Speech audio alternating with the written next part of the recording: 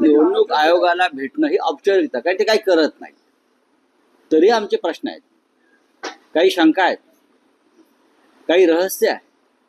त्याचा उलगडा हा निवडणूक आयोगासमोरच करावा लागेल. आमच्या भूमिका वारंवार त्यांच्यासमोर मांडाव्या लागतील. ही लोकशाही व्यवस्थेनं निर्माण केलेली एक संविधानिक व्यवस्था आहे. 14 तारखेला दुपारी 12:30 वाजता राज्याचे मुख्य निवडणूक अधिकारी चोखलिंगम यांच्याकडे एक सर्वपक्षीय शिष्टमंडळ जाईल.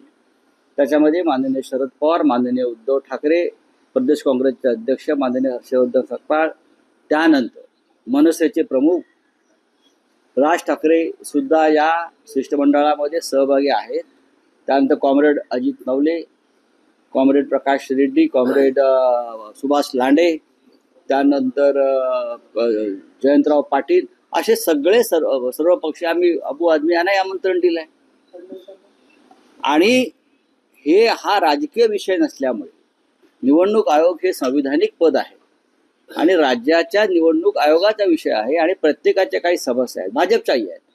त्याच्यामुळे आम्ही देवेंद्र फडणवीस हे एका पक्षाचे नेते आहेत, मुख्यमंत्री नाही. तर तुम्ही सुद्धा फडणवीस साहेब या. त्यानंतर इतर जे 2 त्यांच्या युतीतले पक्ष आहेत, अजित पवारांचा आणि मिंध्यांचा, त्यांनाही आम्ही पत्र पाठवलं आहे की हे बिगर राजकीय शिष्टमंडळ आहे.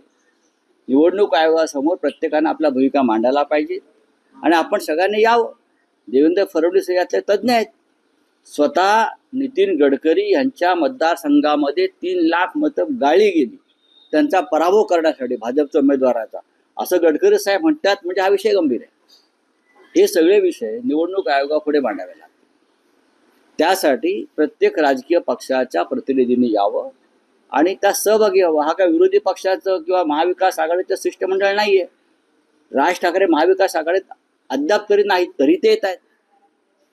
विषय गंभीर आहे आणि देवेंद्र फडणवीस यांनी या शिष्टमंडळात सहभागी झाल्याशिवाय भारतीय जनता पक्षाला काय म्हणायचं आहे हे लोकांसमोर येणार नाही. आणि आम्ही पूर्ण तयारीने जातो. आणि त्यानंतर पत्रकार परिषद आहे यशवंतराव चव्हाण प्रतिष्ठानमध्ये, तिथे सुद्धा आम्ही आमच्या औपचारिकता म्हणजे हे भिंतीवर डोकं आपटून घेण्यासारखं आहे. ज्ञानेश कुमारकडे जाणं किंवा राज्याच्या निवडणूक आयोगाकडे जाणं, राजकीय दबावाखाली निवडणूक आयोग काम करतो.